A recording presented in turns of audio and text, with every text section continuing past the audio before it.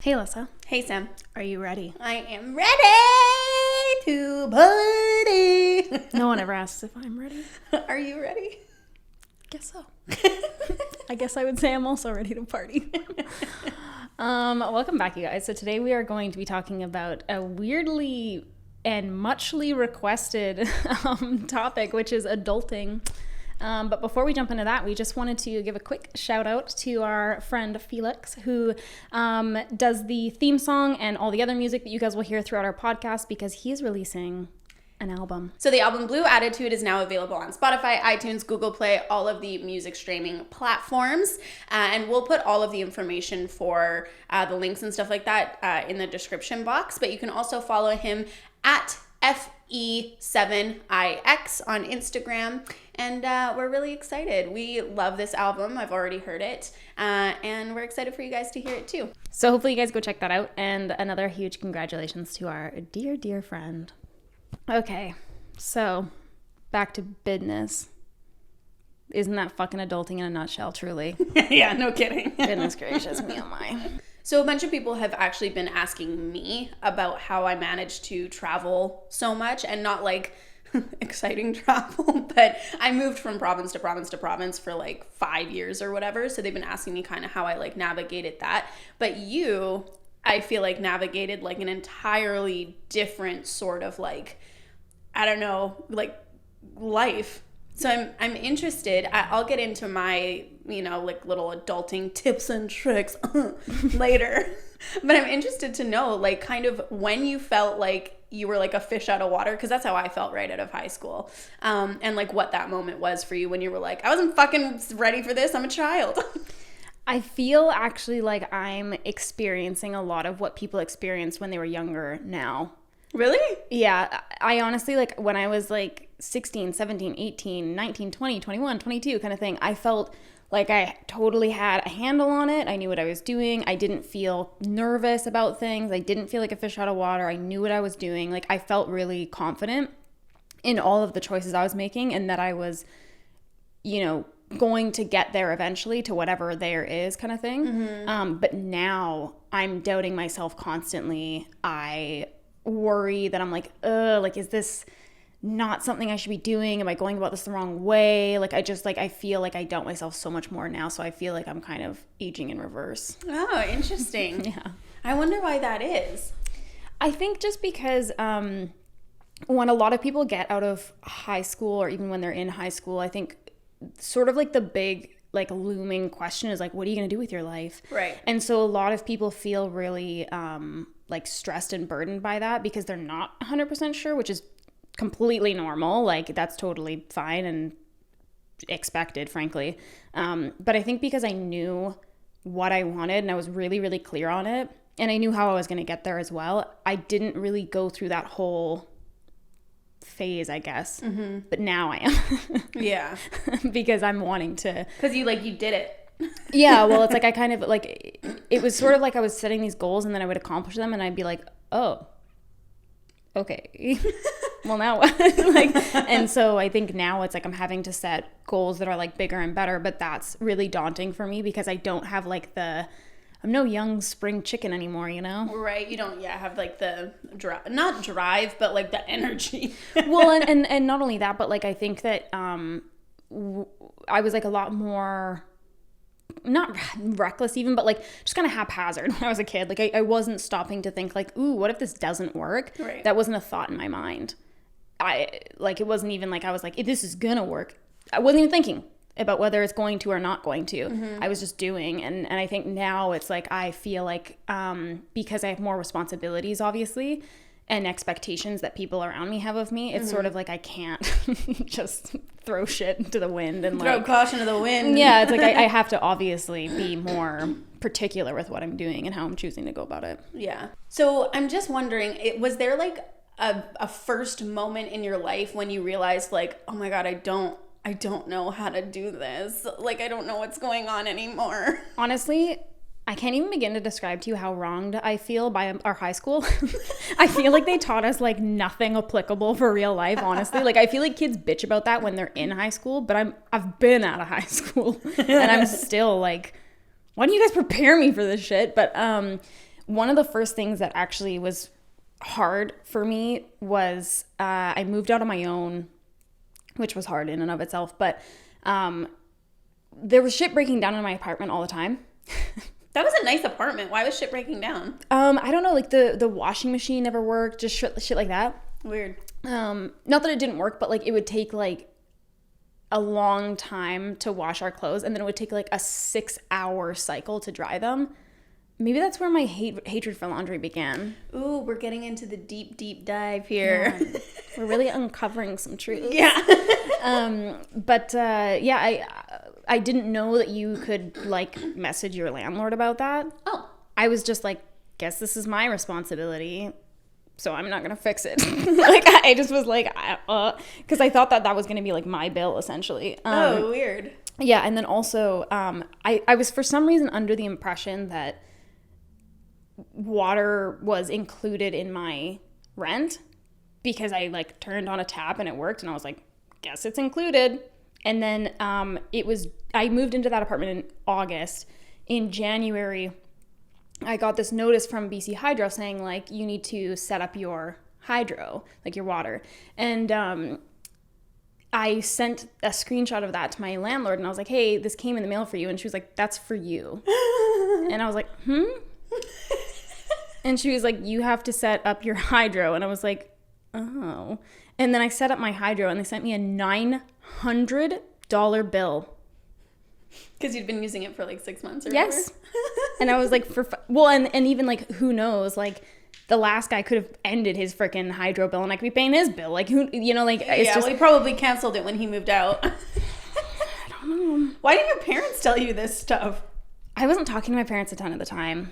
Like, we didn't have like a super fantastic relationship right then. Gotcha. But also, like, I don't think that I would have I didn't think to ask because I didn't assume that I was doing it wrong, basically. Like, yeah. I just was like, oh, I guess the water works, so there you go. I feel like, wouldn't it be a question like, hey, did you like set up your hydro? Did you pay your damage deposit? Like, go through a little checklist together? Oh, no, we were so rocky when I was first moving into that apartment. So we weren't really... Motorcycles. Wow. Yes, we were so rocky when I first moved into that apartment that like I wasn't really I wasn't about to like reach out to them about something like that. Mm-hmm.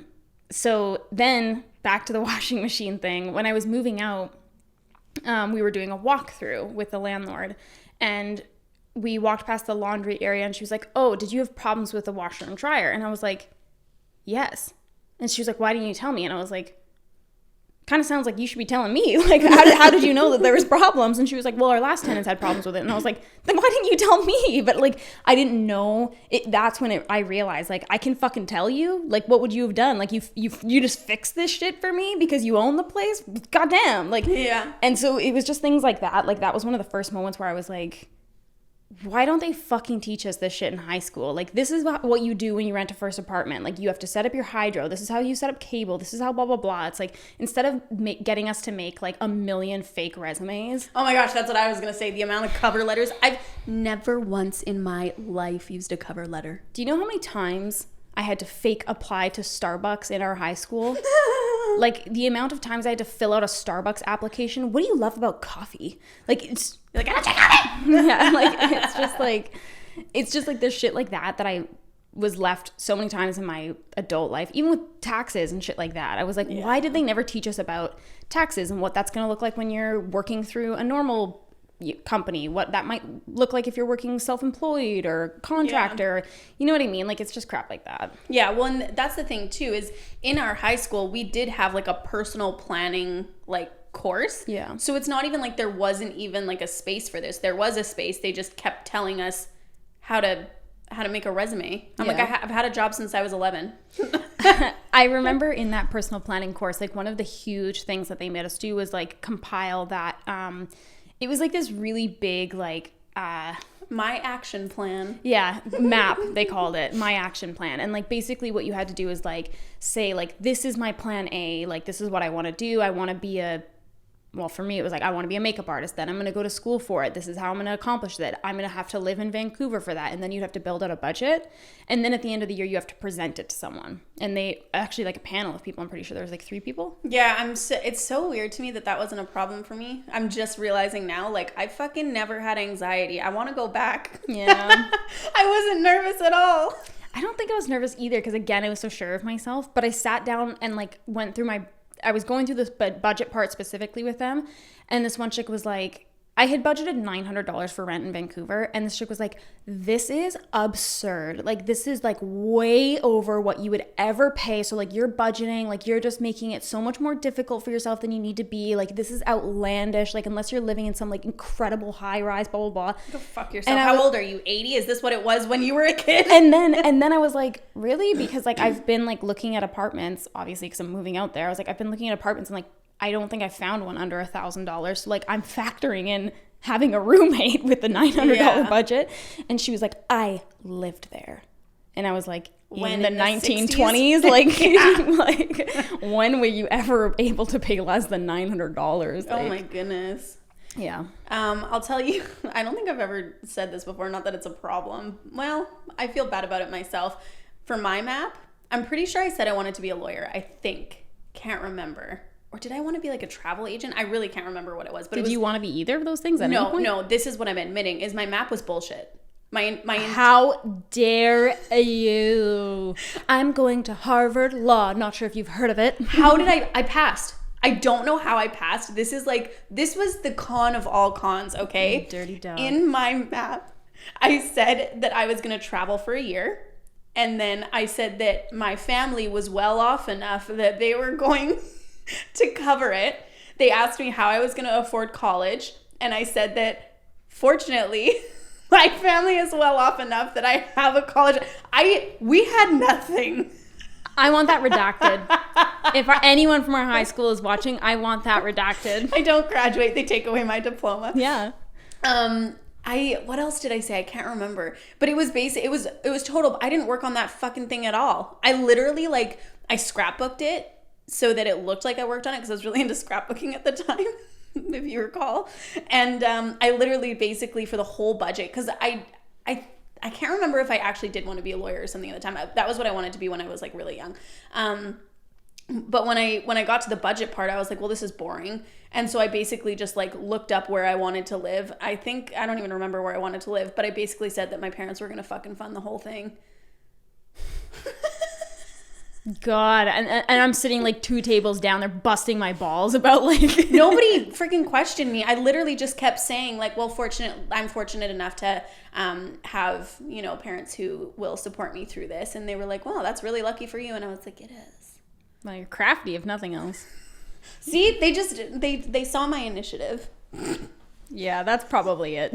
That was like my driver's licensing guy. Like I backed up onto the curb like 4 times during my thing and I almost like ran through a red light and shit like that and like didn't stop at a stop sign. And then he was like, I can tell you're confident. And I was like, I am confident. I feel like I'm doing a great job. Yeah. So I got my license. And you got your map approved. I did get my map approved. But I am a good driver. Well. So la-di-da. I think I did okay. I did not do any of those things though. I graduated and started serving. Well, I was already serving. What was your first like moment of like adulthood hitting you hard? Probably the first time I moved out as well. The thing that I didn't realize was like that you had to go through like an application process and it was pretty rigorous. Like I didn't understand what credit scores were. I was like, what the fuck is a credit score? Why is it in the 700s? It depends on your apartment though, because some people don't fucking care and then other people do. Oh, okay, so where I moved, well, yeah, it's been different every time for me. But when I moved, it was I don't know what they're called, but they're really popular in Edmonton, like having like a building manager companies where they own like so this was Boardwalk. I lived in the Boardwalk apartments, and they had like buildings everywhere. So you had to actually apply to boardwalk. And if you got evicted from a boardwalk, you couldn't live in any of the other boardwalk buildings. And so... Blackballed. Yeah, and this actually happened to us because the girl that I moved there with and we actually moved out of that apartment, but apparently her name, I don't think, ever got taken off of the lease or something. Because again, I wasn't even old enough to be on the lease because I was 18 and you had to be 19 to sign the lease. So I was just living there like... as a squatter, basically. So thankfully I was fine, but the boys that we left the apartment with got evicted after we left because they weren't paying rent, and so her name got blackballed. She couldn't live in any... I mean, she owns like 2 homes now, like she's doing fantastically. Baula. Yeah. But like at the time when she was trying to find boardwalk fucking who? Yeah, when she was trying to find another apartment, she couldn't live in any of the boardwalk buildings, so she moved into Park Place. Cool joke. That is nice that you're like, bringing up Monopoly because it might be nice to play later. I don't know. Yeah, I just like to give you a little... My eyes are watering. Why the fuck am I like this? I like to give you a little board game reference here and there. I just get like so like excited. You're like going to therapy. You're like, that's how like brought up like board game references, and I just thought that was like really nice. I really needed that. I do that sometimes. Anyway, yeah. That was probably the first thing. The credit score thing is ridiculous. I didn't even understand what that was. I didn't know that if you check your credit score like more times, it makes it worse. And like, why? I kind of like, to be honest, I kind of felt like wronged when I learned about credit scores. I was like, you're tracking this shit? Fuck. Someone can't make a mistake, for fuck's sake? Like, Jesus Christ. Like, I was like, what? For why? For why? Yeah. I'm a different woman now, okay, than I was last month with my Virgin Mobile bill. I don't know what to tell you. Anyway, so we were checking our credit just the other day, actually, and the guy was like, oh, yeah, you just have something with Bell on here, so just be careful of that. And I was like, I haven't been with Bell in a year. He didn't bring up any of my... There's 100... Oh, shit. He didn't bring up any of my shit, and there's 100% shit that... people are coming. FedEx sends me that shit all the time. He liked you better, I could tell. He wanted to like, he's like, oh, you're unemployed? We made eye contact a couple times. Him and I don't know why. Just, they're not as interested in what I have to offer them. I don't know, man. He's like, Sam, you're great. Alyssa, you really need to smarten up, okay? Yeah. Your credit score? Trash. It's not. I have great credit. Yeah. Bell. Why you checked it? Just went down a point. Yeah. Anyways, I didn't really understand credit. I remember us talking about it one time in like grade 8, and I didn't understand it at all, and they were like, that's fine. Because same thing happened to me with inflation. You don't have to worry about it just yet. Yeah, I never understood inflation. Like somebody explained it to me recently when I was still working at Cactus, and I was still like, huh? Like, why can't we just keep everything the same always? Dude, honestly, like, that's like, okay, the tax thing, like, it's like, this is like my adulthood fucking, like, it's just never ending. I learn something new about taxes every day. Honestly, like. Maybe that's the university course you should take is tax 101.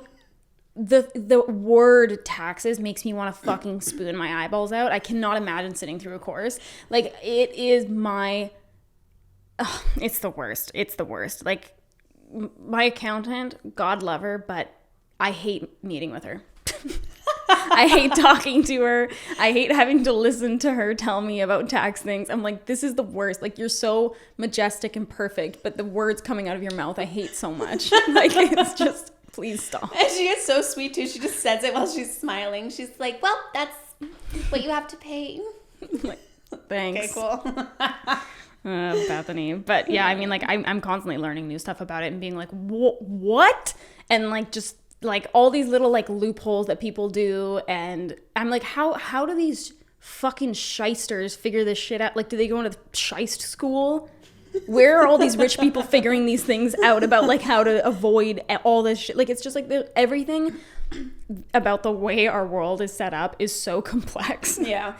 And like even like trying to find the right professional for some things, it's like you can't just go to like Lawyers R Us. It's like there's this particular type of law, and then this particular type of law, and then this particular type of law, and then a subset of that type of law, and then whatever. And it's like, who the fuck do I call? Like, I just want to call the operator and be like, this is my problem. Whom do I need to speak with? That's a good idea. Don't take it. You heard it here first. Creating Trademark. We trademarked that just now. creating like a one-stop shop for lawyers and accountants. But even just for anything, like I feel like if you were a person who needed help, like you were like, okay, I'm being threatened to be sued by my workplace, for instance, whatever, some shit like that. Has that ever happened to you? Yes. But it's like shit like that. It's like, who do I call? Like, I just want to know who do I need to be connected with. Yeah. Okay, I guess I'm telling that story now. Basically, like I worked doing lash extensions for a while, and they had a contract where you had to be like an intern unpaid for as long as they wanted you to, really. Like you had to do a minimum of 2 weeks, but they could keep you in like intern phase forever if they wanted to, really. And they didn't pay you. And so you, in the beginning, like you're practicing on like dolls and stuff like that, doing lash extensions. And then you actually start doing friends and family that you get to come in. And then you start doing clients, and you're still not getting fucking paid. And so anyways, I just hated that job so much, and I left, and then I sent them an email being like, regretfully, I'm going to have to fucking leave this bitch. And then they sent me an email back saying that I had to pay them some ridiculous amount of money, like $1,700, something like that, within 7 days, or they would pursue legal action. And I was like, oh, really? Because like in the contract it said like that basically you would need to pay them for the time that they spent to train you. What? So anyways, This sounds like bullshit. I found out that you can get lawyers a lot of the times through your city pro bono. Yeah. So I did that, and I went and talked to this guy, and he was like, if the training that you are getting is required for you to do the job, they cannot charge you for it. Yeah, no kidding. And so I was just like, I'm pretty sure I just emailed back, try me or something, to be completely honest. And then they never did? I was a child, yeah. Yeah, they never did. I'm sure they're going to fucking come now. at me, bro. Yeah, because I just was like, fuck this noise. Apparently you can't do shit. But I could have been wrong, and I would have not known. Well, obviously not, or else they would have tried to come after you for it. But it's even shit like that. It's like it's stuff like that it's so wrong how much people take advantage of people who don't know better, because I was fucking 18. And like made me sign this contract that I'm like, I don't know what I'm signing, really. Yeah. And I'm sure that there's plenty of people that just do pay them because they're scared. Yeah, I'm pretty sure that I worked for Boston Pizza for like 5 years without vacation pay. I still don't think I got that vacation pay. We want reparations. I didn't know about vacation pay until like I started with Cactus. And then one time I think they paid it out for some reason, and I was like, what's this? They're like, it's your vacation pay. I'm like, what the fuck is that? It was like $500 or something like that. Dirty dogs. I know. I was like, well, at least I'm with a good company now, but fuck. Is there like a specific moment where you feel like you were like really taken advantage of for not knowing better? I don't know, because I really didn't take any shit when I was a kid. For those of you who don't know, I was extremely confrontational when I was a kid. You don't understand. It was bad. My dad or my mom one time said, pick your battles, and I was like, I pick all of them. What do you mean? If there's a fucking battle, why wouldn't you pick it? It sounds like it presented itself to me. Here we go. Round one. Yeah. Yeah. I was a really easy friend to be around. Yeah, here we are. So I don't think that I ever really got taken advantage of, because I questioned everything. And I think, honestly, I was probably just so annoying that people would be like, okay. Like if I was fighting for something, I actually tried to fight with Belt Mobility once about something like that. And I think I did win. And then they like lowered my bill or something like that. They were probably just like, listen. There's nothing better than like getting into an argument with a cell phone provider and winning. Yeah. I really do feel bad for like the people that actually end up like taking your call and stuff like that. The customer service team. Yeah, because obviously they don't deserve that shit. But I've never, I wasn't confrontational in the way where I was like a fucking like jackass or anything like that. I would just be like, no, I'm not. Again, with the business like conversation. I'm like, unfortunately, no, I'm not going to be doing this. Yeah. Fortunately, I will not accept this bill, and I will not hang up until we come to some agreement type of thing. Same thing with my bank, though. Like, the amount of arguments I've gotten into with my bank, for Christ's sakes. Yeah.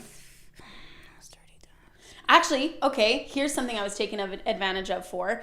When I was 19, I went into a bank to get a student line of credit, and I couldn't because I didn't have, I wasn't making enough money to already pay back all of, like, so for some reason, banks have this thing, for some reason, where, like, you can't owe more than a certain percentage of what you make or whatever for, like, for a life balance or something like that. So I wasn't making enough, and I already had a $30,000 car loan on top of the rent that I was paying.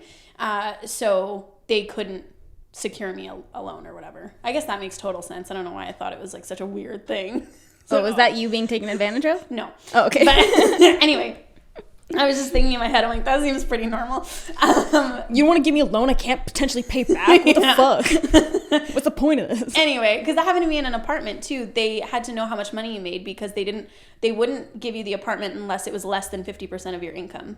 Because they... Less than 50%? Yeah, so that you would pay 2 weeks of your... Is that normal, or am I just like really like shell-shocked from living in Vancouver? I don't know. Because usually it's like 90% of your freaking bill is going to... I don't know. This was in Edmonton, and the places are fucking dirt cheap. I think I paid like $250 for rent there. But I lived with 4 people. I'm triggered still. That still means it cost only $1,000. Yeah. My second apartment too, that Dana and I lived in, cost $1,000 all in. I think it was $1,000, $1,025, like 1025. It was a 2-bedroom, 2-bath. Anyway, it was awesome. I love that place. I'm horrified. Above a Starbucks. Anyway, so in that meeting, she was like, unfortunately, I can't do anything for you because I was like broke as fuck. I was living by myself trying to like work and go to school. But she, I think at that time, opened me a TFSA. Yeah.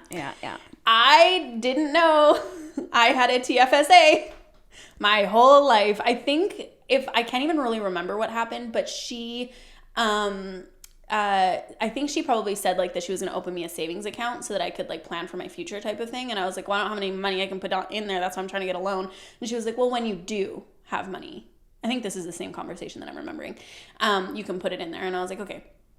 So my whole like adult life until I was 24, this is what I was doing. I was just putting money into my TFSA and then taking it back out, but thinking it was a normal savings account because I was never explained what a TFSA was. I didn't realize it was like, I still don't know what it is, to be honest with you. I had to like, one of our friends' husbands is like a banking guru person, and he had to explain it to me. And that's his official banking guru. And I was still like at the end, I'm like, okay, so what's the tax-free savings account? Yeah, did not understand. Which is also, anyway, it doesn't matter. So I don't know enough about it to even bitch about it. Anyway, this was never a problem for me because I was outrageously broke. However, there did come a point in my life where I had enough money where it became a problem. And I didn't know that there were contribution limits to TFSAs. I know. The same shit happened to me. So I contributed to this TFSA unknowingly and then got a fat fucking bill in the mail. Yeah. Because for penalties for over contributing. That was the same thing that they did, because I did the same thing. I would put money in, take money out, put money, like all the time, like multiple times a month. Like I would do that all the time kind of thing. And I didn't know that was like an issue either. And like I remember the next time I went to the bank, I was like, why don't you explain this shit? And he was like, we do. It's part of our policy. And I was like, you don't. Yeah. I don't see you explaining it right now even, sir. When I had to go through that investigation and stuff like that, and then we finally came up with that I had a TFSA, I was like, what the fuck is that? And I'm like, it was opened when I was 19. Like, I don't remember this shit at all. Oh my goodness, I couldn't believe it. And it was opened at like a branch that I've like only ever been to once. I was like, these shysters. And they do get kickbacks for having 100%. you open accounts like that. Why the fuck do you think you go in there all the time and they're like, do you want to have a mutual savings? Fuck yourself. Every bank that's watching this is like, how dare you? A little passionate. I just like, sorry for trying to make your finances work for you, ma'am. Stop asking me. I say no every time I have a mutual savings. I have one and they still ask. How can we invest your money further? You can't. There's not enough. How many zeros are you witnessing that I'm not? I'm trying to go to Greece. That's my mutual fund. I'm mutually fundamentally excited about it. Really beating up the chairs about it. Anyway, I was taken advantage of by a bank. This is my story. Dun, dun. What about you? I mean, really, how can I follow that up? I don't know. I mean, I'm sure there's been plenty of times. I think more so like it's happened in business because people felt like I was so young that like I didn't know better. And frankly, I didn't. But like I've heard of like tons of horror stories of people doing stuff like that. But like the one thing is I was working with this company and I was quite close with the like PR girl. Like I would consider her a friend more so. And so I just would take work with this company all the time, like sign whatever kind of thing, like wasn't really thinking too much about it. And I didn't have a manager either. So I was just like a kid signing all this shit. But this one contract basically said that they would own the rights to my likeness in perpetuity. And then it was actually my friend that was like, oh, I like scrubbed this contract with like another friend of mine and like we found this and we had it removed. So like you have to sign this new contract. But that company actually still has images that we took like 5 years ago and it's still being used. And that was only a 1-year usage contract. Yeah. I mean, I've had things like that happen a couple times, but that's also like, I didn't know law. I didn't know business. Yeah. I didn't know what to ask for, what not to ask for. Because, like, that's the thing. Like, a lot of the times it's not even about what you know. It's about what you don't know to ask kind of thing. And I always struggled with stuff like that. Like, I didn't know what I needed to know to ask. No kidding. You're lucky that your friend frickin' did that. I know. Yeah. They could have owned your likeness up until now. Yeah, I mean, I think that... in perpetuity. I think that we probably could have, like, tried to contest it kind of thing. But, yeah. Especially because of your age. Yeah, exactly. How old were you at the time? I think, like, freshly 20. Yeah. Still tough. Ugh. Yeah, I mean, it's just, yeah, it's hard, right? Because, like, even if you try to read a contract backwards and forwards, you still don't know. That's why I send our contracts to fucking Mamacita. Yeah. Mamze! Yeah. Must pay the money. Yeah, probably that I would say was like the biggest example of that because that could have just gone like so south. No kidding. And I would have 100% just been like, sure. That's the thing. And something that I'm so surprised of is that people don't make up contracts. Like some people are just like, it's a handshake. I'm like, no. It's not often, though. Like, it's not often that people don't make up contracts. Not with you, but, like, in, like, small businesses or, like, when people are starting out as partners and stuff like that. It's just, like, of course you don't expect anything to go wrong. Of course not. You're not going to go into business thinking that way. But also, like, that's, so... I hate that I am privy to this now, but... Tana Mojo's ex-boyfriend was exposed by his old editor. And, like, at first I was like, oh, yeah, this guy, his name's Brad, the guy that got exposed. And I was like, Brad seems like a dick. Yeah, I understand why this guy wanted to expose him. And then at one point, the editor was like, he never paid me for my work. And I was like, wow, asshole. And then he was like, I never asked to be paid, but now I am. And I was like, wait. Like, I was like, hold on a minute here. Like, you never asked to be paid. Now you're mad and you don't like the guy, so you want to be paid, like, reparations for all of the work in seasons past. Like, no, that's not how that shit works. Like, I would feel the same fucking way as my boy Brad. Do not say my boy Brad. Yeah, he seems like a douchebag. Yeah. But, I mean, the editor also seems like a douchebag. Well, that's the thing is, like, you need to know what you're worth, what you're willing to work for and not work for. And then if it comes to a point where you're sick of working for what you're working for, ask for a fucking raise like you would in any other job. Yeah, well, and like the thing is too is like I'm just like I don't have like a lot of patience with people who are like they're fine with it until they're not. Because like obviously that happens to everyone, but it's like don't offer and then like slap someone's hand when they take it. You know what I mean? Yep. It's like it's just like if you truly mean for this to be like a gift, you're working for him for free, then I'm sorry, that's what it is until you change the... Yeah, well, and that's the thing is you can go back and say, well, I'm not going to edit any more of your videos until you pay me. Yeah. Yeah. So anyway. That's just some advice for you, Brad's editor. Okay, so what is your like number one like adulting tip you've learned or that you'd recommend? Number one, that sounds like a lot of pressure. Welcome to adulthood. Yeah.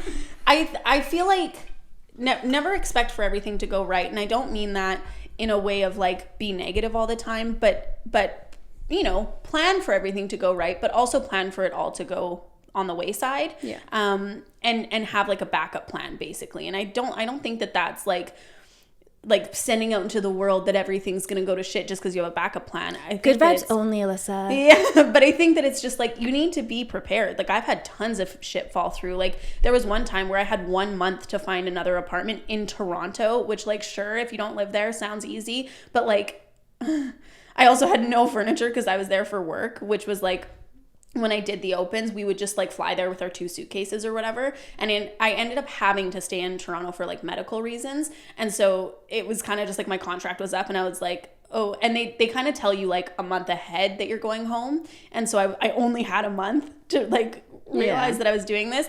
And I was like, well, what the fuck do I do now? And that was when I realized like, okay, I need to plan for shit to fall through. Yeah. And so now I do, and I always have a backup plan. Like even with living here and stuff like that, I always said to myself when I quit my job, I was like, I need to make sure that I stay afloat enough that I could, like things could all like fall apart tomorrow. And again, not that I'm wishing for them to fall apart, but you hope for the best and plan for the worst. Plan for the worst, exactly. Another big tip, never use like a moving company to move you across the country. Buy new shit. It's not worth it. So many people told me this and I did it. Like when I moved from Kelowna to Toronto the second time, I brought like all my shit. I brought my car, I brought my like furniture, I brought like fans, like I brought so much little shit that I could have repurchased. And it's not that I'm living in a temporary world. It's just I could have donated it or sold it or whatever and then repurchased it for less than I paid to move it all there. I think I paid like $6,000. Wow. All in to move all my shit there. And my shit was like, it's not expensive stuff. You know what I mean? And my car as well. I could have sold it and then repurchased the same one for the same price, basically. Yeah. The only thing is I'm a really sentimental person. So for me, that wasn't really an option. But I need to move this sweater from 7th grade. So please take good care of it, okay? I'll put it in this box marked fragile. Yeah. So, yep. That's something I would recommend. And also shop around.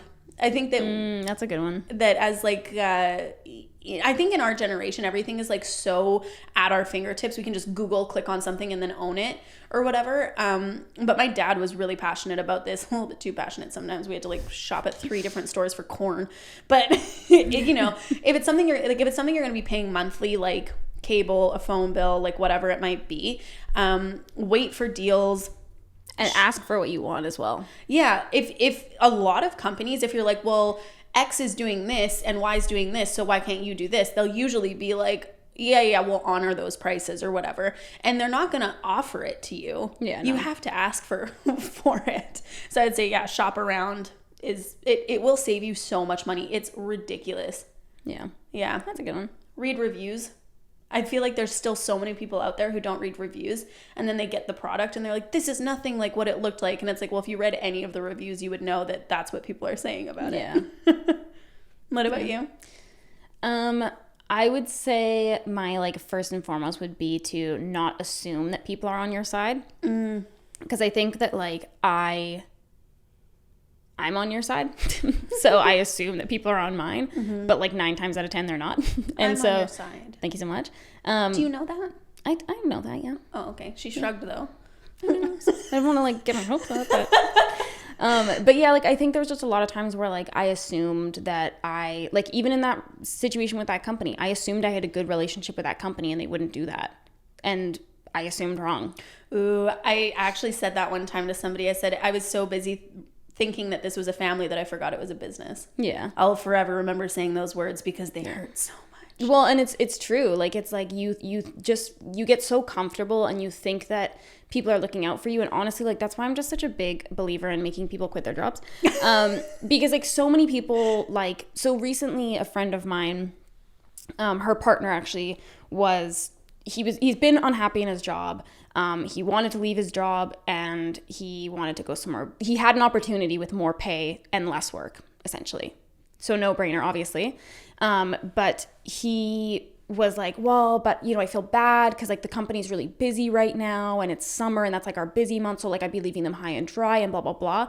And like I kept saying to him, like, but they don't think that about you. No. And if it was that they could get someone younger and cheaper and whatever to replace you, they would in a heartbeat. They wouldn't be like, well, but you know, it's like a slow month. It's hard to find work right now, whatever. Like they're not stopping to think about you. And I think that too many people have allegiance to people that don't have allegiance to them. Yeah. And not even in a pessimistic way, because like obviously there are people out there you can trust, but don't assume that that's everyone. Yeah. And I think that it is important to put yourself first in a lot of scenarios. Well, and like I think that that's the thing is like I thought I was surrounding myself with people that we were all putting each other first, but I just was disillusioning myself and I was actually the only person who wasn't putting myself first. Yeah. And so it just led to like a lot of hurt feelings and mistakes made and me taking the brunt of that because I was doing things that I shouldn't have been doing in, you know, like with other people in mind, and they weren't doing the thing back for me. Like they didn't have my back, you know? And so I think that was like a hard lesson to learn like over and over and over again. But like, typically speaking, like with like your workplace, even friends sometimes, partners, like whatever it is, like you are your best ally and like advocate, and you know what you need, you know what you want. And if you're just holding yourself back because you feel bad and you have this allegiance to people, it's just like, just really ask yourself, do those people have the same allegiance to you? Well, and people show their true colors, and I think that they show them so much earlier than people even recognize because they don't want to see it that way. Yeah. So I think, once you take the rose-colored glasses off, you're like, oh, fuck. Yeah. But you could have like saved yourself so much time. And also like another friend of mine, he was living in our hometown, and I kind of was like pushing him about it. Like I was like, why? Like, why are you just like staying behind and not doing like what you want to do? And he was like, because all my friends are here and like, I don't want to leave my friends. And I was like, but would they leave you? Like if they had an opportunity, if they had something like calling their name, like would they leave you? And not even in a bad way, but just again, like people need to do what's best for them. Yeah. And that includes you. Yeah.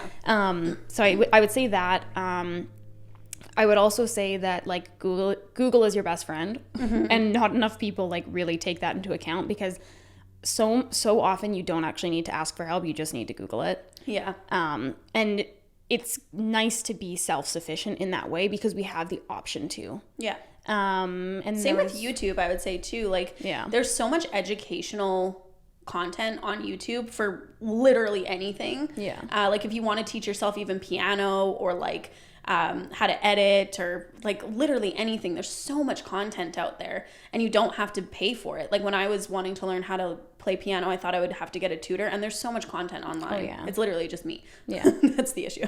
Yeah. And then my second to last one is get your finances in order. It's the least exciting one, but the most important one. It can just honestly take like one bad bill. Yeah. Sending you like on a real downtrodden path. So I think that that's like an important thing to do, and it's enjoy your money, but like also get it in order. I can't remember if it was my mom or my grandma that said save for a rainy day. Yeah, exactly. Well, everybody, but like a torrential downpour, save for. Not like a light sprinkle, like let's go dance in it, but like this is fucking hurricane like season. Monsoon. Yeah. Yeah. And then I think the last thing I would say is just to freaking sky's the limit, man. Yeah. I feel like so many people in adulthood like hold themselves back for all of these reasons that we talked about and more. Like it's fear, it's not knowing, it's that feeling of responsibility and stuff like that. But I think that if there's something you want to do, there's always a way to do it. And I hate seeing so many people not fulfill their potential, right? Because of whatever reason. Yeah. We're told not to, I guess. So I'm telling you to do it. Yeah. Yeah. And ask questions. Sorry, just wanted to put that in there. Yeah, that's a good one too, actually, because I tell people that all the time. Like, a lot of people, when they're asking me like how I know this or how I did this or whatever, and it's like, I fucking ask. Like, yeah. I honestly, like, I'm nosy as shit. Like, when I am with companies at dinner or whatever, like, I ask them, how do you do this? How do you make this? How much did this cost? Like, I ask questions so that I can have insight, and not even for something I'm going to use right now, but just to have it in my back pocket so I can maybe, Yeah, especially if you're in like customer service or whatever. Like, I had so many different people sit at my bar, and just like by utilizing that time to chat and stuff like that, like, you have no idea what their profession is or what their like expertise is. Yeah. And you can gain so much knowledge while you're working. It's like free education. Yeah. Why wouldn't you? So true. Yeah. Well, thank you guys so much for adulting with us today. Yeah, thank you guys. We appreciate it. Again, our friend Felix released his album today called Blue Attitude. It's available on Spotify, iTunes, and all of the other streaming services. So, yeah, go check it out. And I guess we'll see you next time. Thanks, guys. Bye. Bye.